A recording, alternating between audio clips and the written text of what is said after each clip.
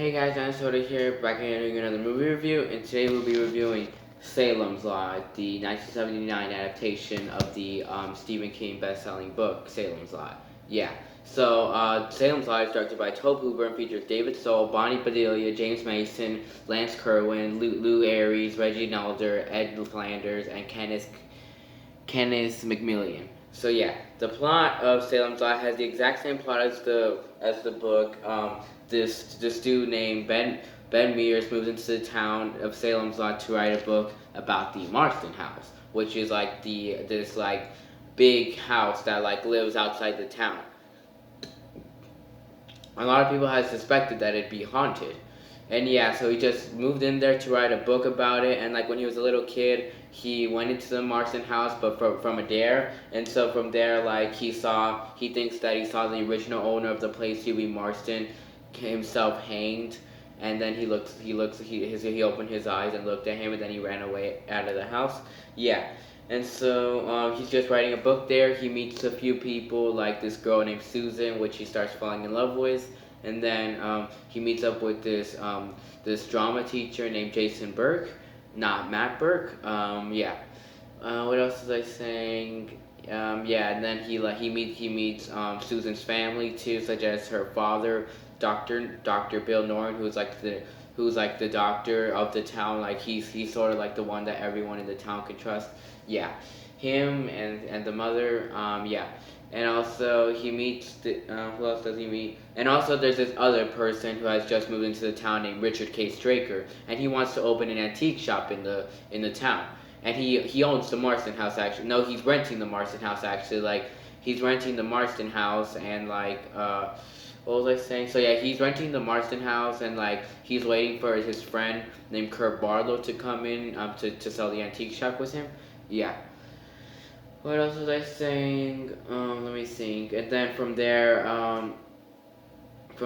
like once, from there, like Richard Straker like tells this man named Larry Crockett, who is the town's real estate, I think. Yeah. So he tells Larry Crockett to like have these four movers to like carry out a crate from Portland to take it to the Marston house, the basement of the Marston house. Yeah.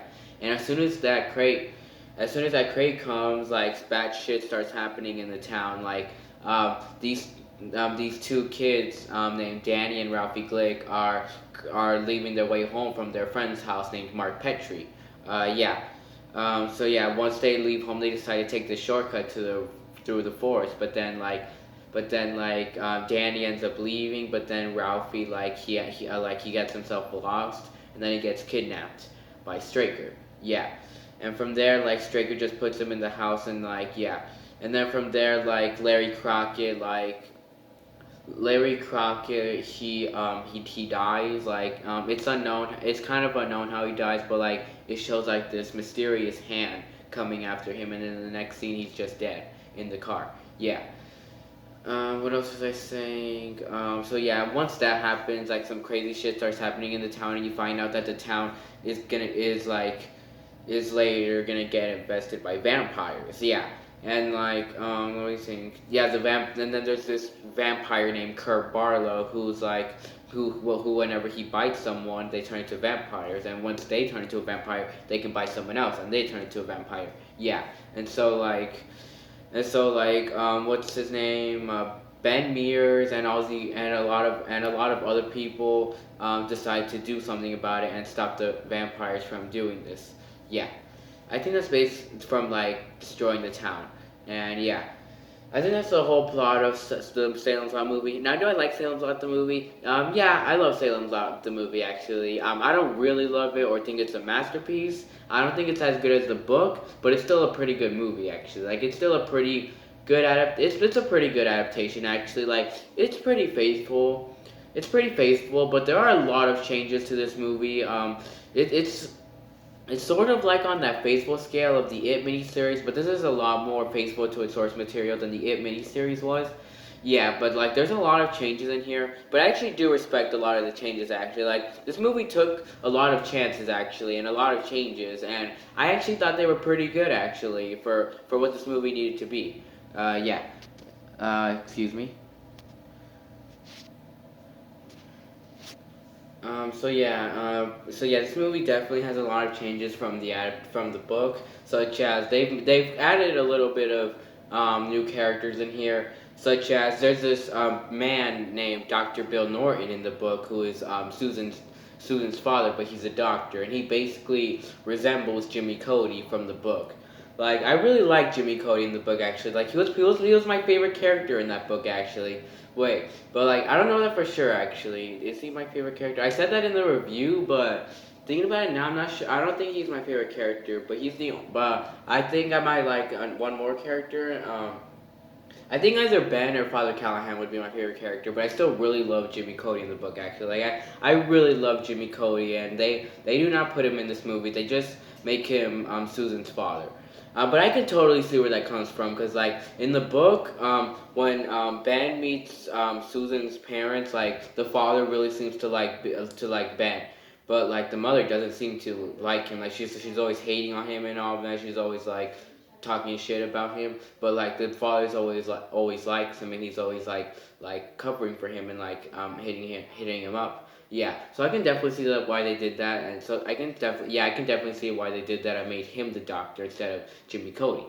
Yeah, but like a lot of the people in the town knew who he was, such as Jason Burke. Oh yeah, they don't Jason Burke. Jason Burke in this movie. In the book, his name was Matt Burke, but they changed his name up. I have no fucking idea why they did that. I could totally get why they switched up Jimmy Cody, but I have no idea why they changed Matt's name into Jason. Yeah. What else is there? Let me think. What was I just saying? But like, what was I thinking? Oh yeah, I was saying that like Jason Burke knew who that Dr. Bill Norton was, but in the book, Jimmy Cody was Matt Burke's doctor. That I don't. That's not in this movie. Yeah, but this movie, I wouldn't really call it a movie. It's more of a mini series actually. Like it's like a mini series, like the 1990 mini series. It's not a theatrical movie. It was made for TV actually, and you can really tell that by this Blu-ray, like, because there's a lot of like fade into black and like a little bit of editing problems with this. Is there anything else I should? Excuse me. Is there anything else I should say? Any other changes? Oh yeah, and in this movie, the main change to this movie is that Kurt Barlow in this movie is he's not a human vampire like he is in the book. In here, he's actually this. He's a Nosferatu vampire that is like this monster, and he can't talk. Like he can't talk. He just like is just this like big monster that like bites people or eats them, and he's powerful. Yeah. So yeah, but I can definitely see why they did that, especially for the movie it was going for, especially for this movie. So I can see why they did that, because like there's this like big evil roaming around the town and like killing and like making a lot of these people in the town vampires. And I can totally see why they did that, because like if that person ends up becoming looking like a human, it wouldn't be as scary. But this dude is like a really scary Nosferatu vampire with his like teeth like literally right on his chin.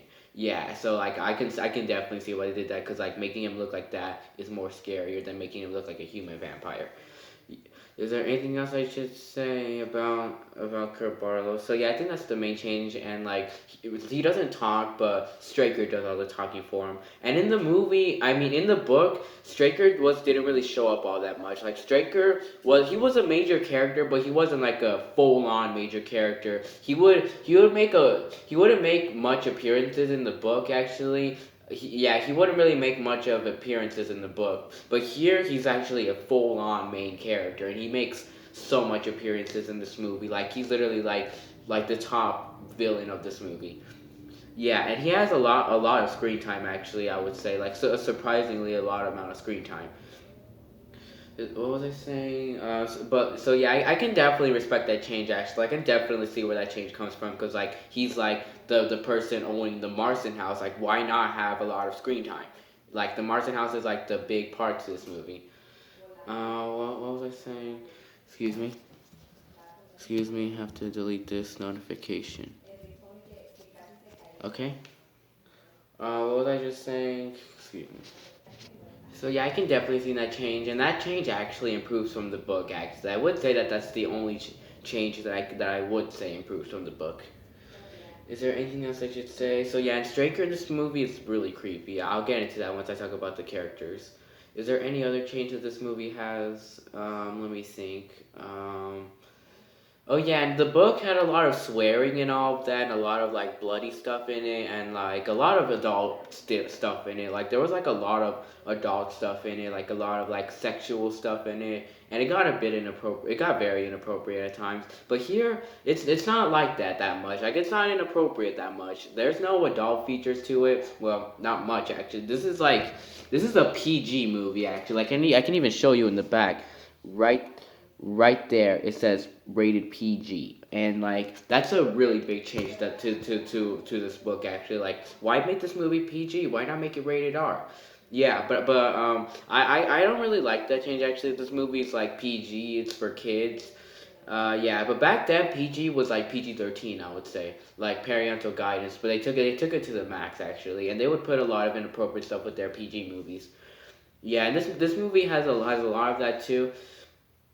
So yeah, but so back in the day, PG was like PG-13. Yeah, but this movie was still pretty cool actually. Like even for a PG movie, it's pretty cool actually. There's a lot of creepy stuff I would say for a PG movie. Yeah, but what would have made this movie really good and really faithful to the book is if it was rated R. Yeah, that would have made this movie a bit better actually. I would say. Yeah, but I still think it would have probably been the same if it was still it wouldn't be the same, but it'd be slightly different if it was rated R. Because like the cussing would kind of like slightly improve it, and there could be a little bit more bloody images because there's not much of bloody images in this book. Yeah, but I can definitely see what I can kind of I can like just a little bit see why they made it like appropriate. I can a little bit see that. Yeah. What else was I saying? Let me think. Is there any other change to this movie? And like a lot of the little stuff that happened in the book become like the major stuff. I would say just such like Straker. And a lot of the big stuff that happened in the book don't like are sort of happen and like they don't really focus on it actually, such as Father Callahan.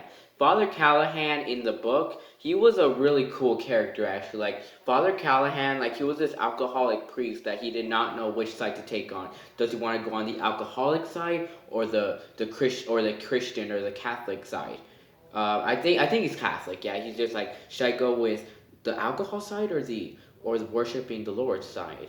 But he's always so confused about that, and like he decides to like join band with like help with like killing the vampires because he wants to save his town, and like he's always the one to give them the holy water to like say like verses from the Bible to defeat the vampires. And I really liked Father Callahan a lot in the book actually, but here he's barely even in it actually. Like he's only he's not even in here for a minute actually. Like they totally wasted him in this movie. Like they totally wasted Father Callahan in this movie. Father Callahan was such a cool character in the movie. I mean in the book. But here he only shows up for a second. He's not even a major character actually. He's a minor character actually. He's a very minor character.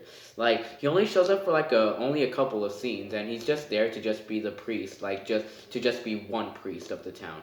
Yeah, I think that's all he's there for. He only shows up in Danny Glick's funeral, and what else is there? And he also shows up like with the same scene from the book with Face the Master, your face against his fate, but Straker is in there and he does the talking for Barlow. He's only in there for that scene, but it's implied that spoiler dies. Callahan dies in that scene, but he does not die in the book.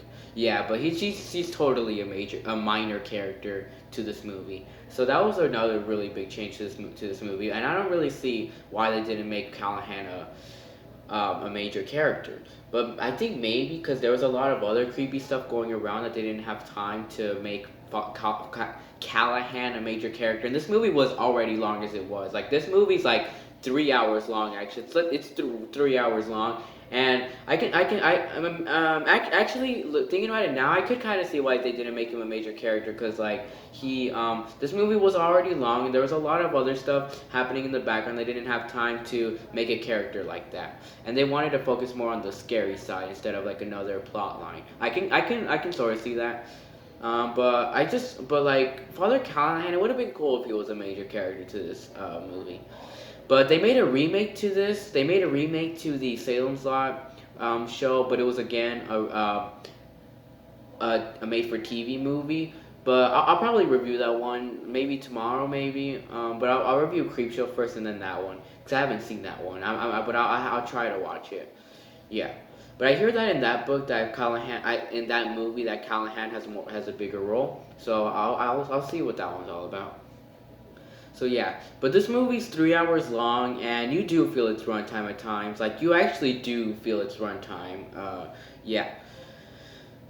But the way it's paced and the way it's timed, I thought was pretty good actually. Just could have been like way a lot more faster because at times it does get a bit. This movie does get a bit boring at times, just a smidge boring at times.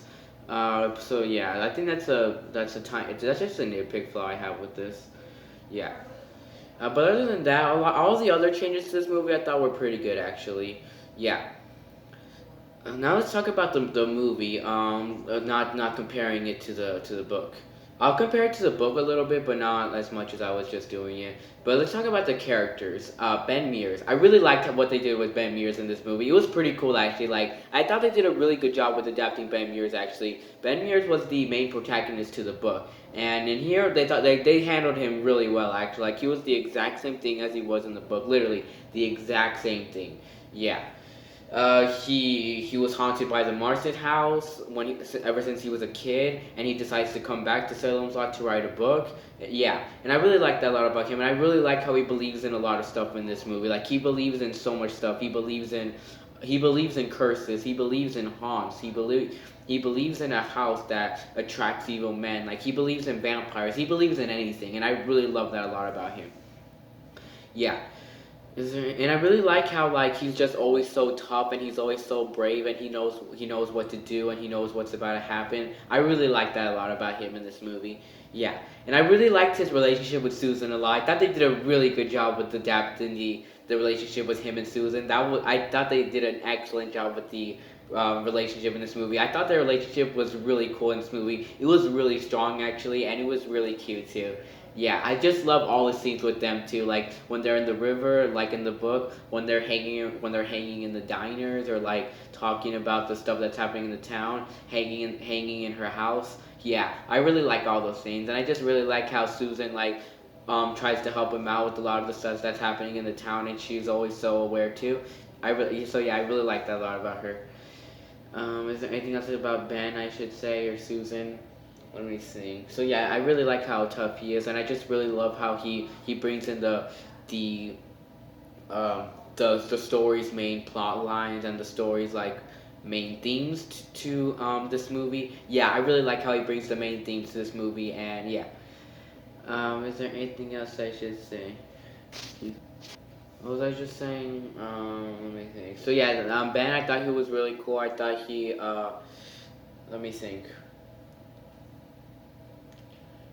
Mm, Okay, I think that's all about Ben. So yeah, he was a pretty cool character. I just really like how tough he is, and I just really like how like he's just I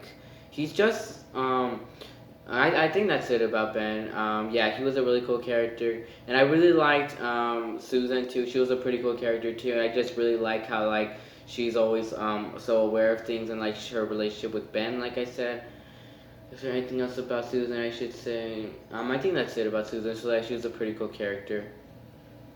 What else should I say about this movie? Okay, I really like Jason Burke in this movie too, but I just didn't really like how they renamed his name to Jason instead of Matt. Like that made no sense to me actually. But I really liked him in this movie actually. I really liked how he was the exact same thing. He was the same thing as he was in the movie. A little bit of differences. Yeah, I really liked him. I really liked him in this movie. Actually, I really liked how he was like this old man, and he taught in this movie. He taught middle school instead of high school. Like he taught drama, I think. Yeah, he taught drama. Yeah, but I really liked a lot about him, and I really like his best friend relationship with Ben. Yeah, and I really liked how he's always talking to him about the stuff that goes on in the town, and a lot of and like I really like those scenes where like he invites what's his name? Mike Ryerson, I think that's his name. Yeah, he invites Mike Ryerson to his house because like he's feeling sick because he's turned into a vampire, and then he's just so scared about like everything that's happening to him. This was in the book too. I really like how they kept that. I really like how he was just always scared about what's happening and all of that. Yeah, and like he's just hearing a lot of laughter, and he's just he's just seeing. He's just seeing Mike Ryerson just sleep heavily, and he's seeing like one drop of blood on his shirt. Yeah, those scenes are really cool, and he's just always inviting Ben over to just be like, Ben, please help me out. I'm really scared. Yeah, those scenes are really cool. Yeah, in the book, in the book in that scene, that's when Jimmy Cody first gets introduced. I just want to say that. Yeah. But Dr. Bill Norton does have somewhat to do in that scene. Like he actually does have a bit to do in that scene because like he takes Mike's body to the hospital just like Jimmy Cody did in the book. So yeah, I really like that scene. So yeah, I really liked Jason Burke. He was a pretty cool character, and I really liked the cross scene with him where he uses the cross and he's trying to be brave. So yeah, that scene was pretty cool. Let me think. In the book, he was there to give. He gave a bit of exposition, and and he told the people what to do. And he had this injury with his heart once he put the cross on Mike Ryerson, but like he was fine though. But he just had a major injury in his heart. So yeah, and but like while he was in the hospital, he was still like telling them what to do and like how to do it. And like I really like that a lot about him in the book though, but in here he does not do that. Like as soon as he does the cross thing to Mike Ryerson, he dies from there, and I can see why that change happened. Sorry if I spoiled right there. I forgot to mention review will contain spoilers. I am so sorry that I spoiled that. Leave this review. What was I just saying? So yeah, so yeah, I could respect that change, especially because like he's just an old man and he doesn't really know about vampires, and he's not really he doesn't even go to church. They say in this movie, and like he's barely learning about vampires. So yeah, I can definitely see where that change comes, and that he's just like this very old man that of course he'll die as soon as he sees a vampire and defeats it. Yeah. So yeah, I respect that change. Yeah. Let me think. Is there anything else I should say about Matt? In the book, Matt died a worse way actually. So I really like that change too. But in the book, he dies a much worse way. If you've read the book, then you know what I'm talking about. Let me think. Is there anything else I should say? Um, so yeah, I really liked Bill Norton too. He was a pretty cool character too. I really liked how he resembled Jimmy Cody. I really liked how like he was eager to help out Ben too in a lot of cases, and um let me think. And I really liked how he likes Ben dating his daughter. Like he's like into it. Like he's just like you guys do your own thing, but be discreet about it. So yeah, I really liked that whole thing about him. And I really liked how he's really good with doctors, and like he's the same thing as Jimmy Cody is in the book, but he's not funny though, which is what I just wish would have happened. Like if they made Dr. Bill Norton with a bit of comic relief, I would have respected him a lot. I would have like respected him a lot and would have had zero problem with it. Yeah, but I just wish they could have just had a little bit of comic relief with Bill Norton. Let me see. Is there anything else I should say about Bill Norton? So yeah, and I just really like how he's noticing like a lot of this a lot of bad shit is happening in the town. A lot of people are going missing, and like a lot of people he's treating are dying, and like they're like leaving the places. So yeah, I really liked a lot about him, and he's just noticing that bad shit is happening to the town, just like in the book. Yeah, I really like that a lot about Bill Norton. Is there anything else I should say about Bill Norton? And I really liked how he joins Ben and the rest of them to fight the vampires in the end. Yeah. Is there anything else I should say about Bill? So yeah, Bill's a pretty cool character, and I really like the scene where he helps out Ben with like killing Marjorie Glick turned into a vampire.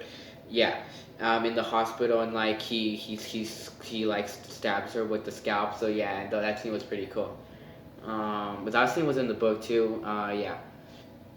Let me think. And then I really liked Mark too. I really liked Mark Petrie. He was a pretty cool character too. I really liked how he was the same thing as he was in the book.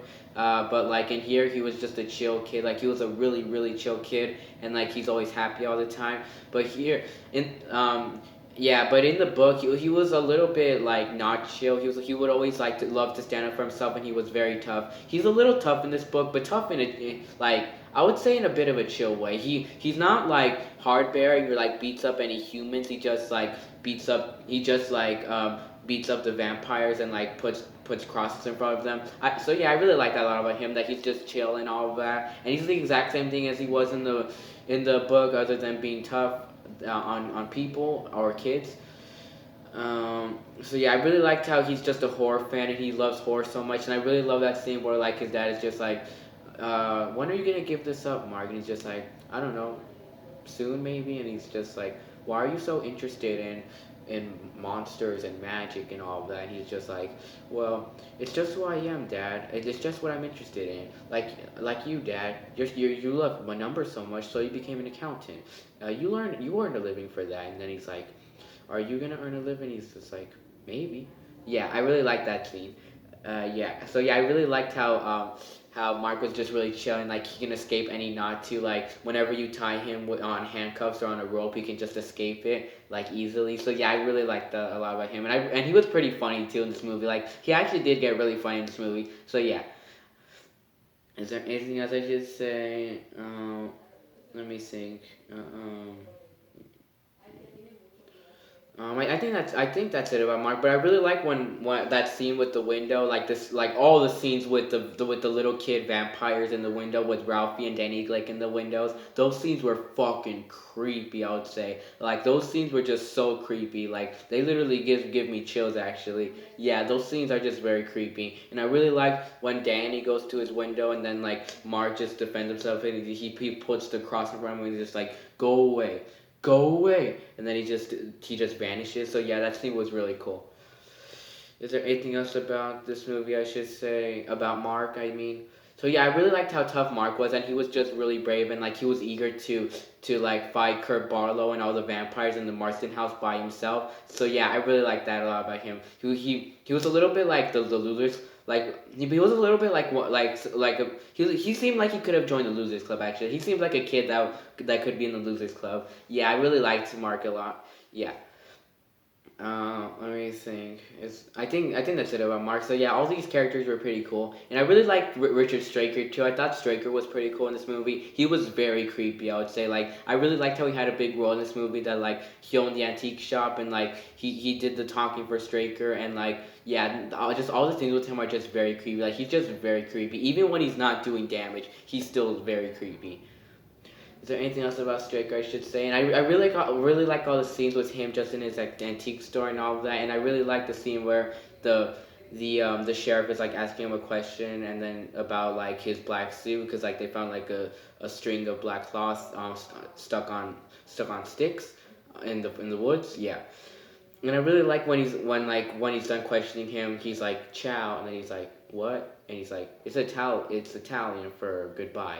And he's like, I didn't know you were Italian. He's like, I'm not. The word is. So yeah, I really like that scene a lot. I thought that was a pretty cool scene.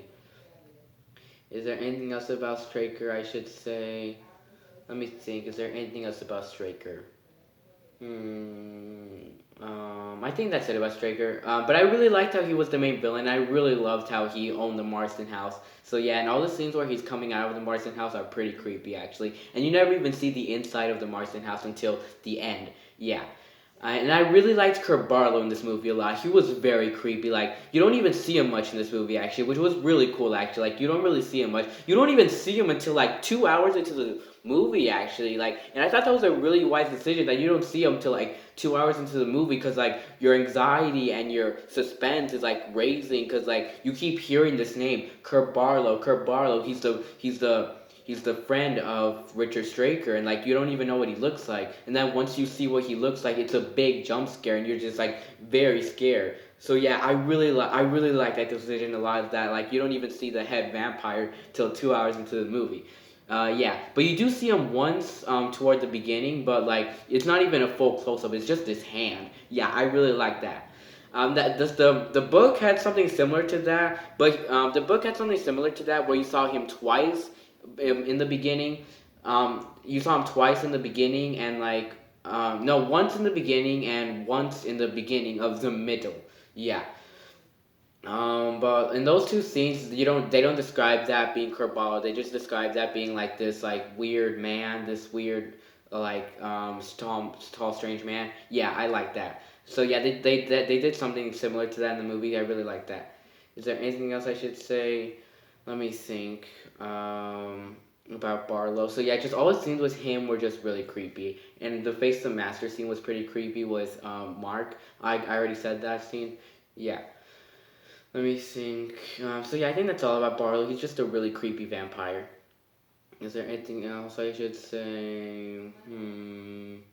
I think that's it. So yeah, all these characters were pretty cool, and I really like the settings to this movie too. Like I definitely thought they captured the setting of Salem's Lot beautifully in this movie. Actually, just being in this small town with like a haunted house outside of the town, and like this whole town being infested by vampires, and like everyone just going sick and all of that, and everyone's just being like, I had dreams about like someone missing or someone dead came back to them. So yeah, I love all those scenes. So yeah, they definitely did a really good job with handling the town of Salem's Lot. So yeah, so yeah, and I just really love how they kept it, how like this was the same like equally both a haunted house movie and a vampire movie, just like in the book. I really like how they did both of that equally. Yeah.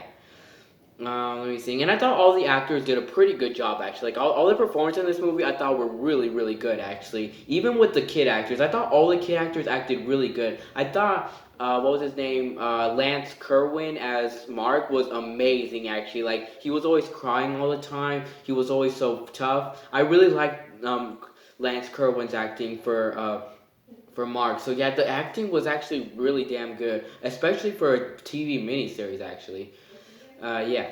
Is there anything else about? I think that's it about the acting. So yeah, all the performances were great, and I really really love the soundtrack of this movie. The soundtrack of this movie was amazing and really really big for a mini series. Actually, like it was really scary for a mini series. I loved the soundtrack of this movie so much. It was so scary. It fitted in the movie perfectly. Yeah, I just love the soundtrack so much. I love the song that plays whenever Ralphie or Danny are scratching on the window. So yeah, the whole song's like fit in with that scene perfectly. Yeah. Let me think. I thought all the effects and I thought all the effects were pretty good for the time. Yeah, and I thought all the suspense definitely worked for me. Like all the suspense definitely worked for me. I would say actually. Yeah. To rate this movie, I'll rate this movie a solid A. Yeah. Bye and see you all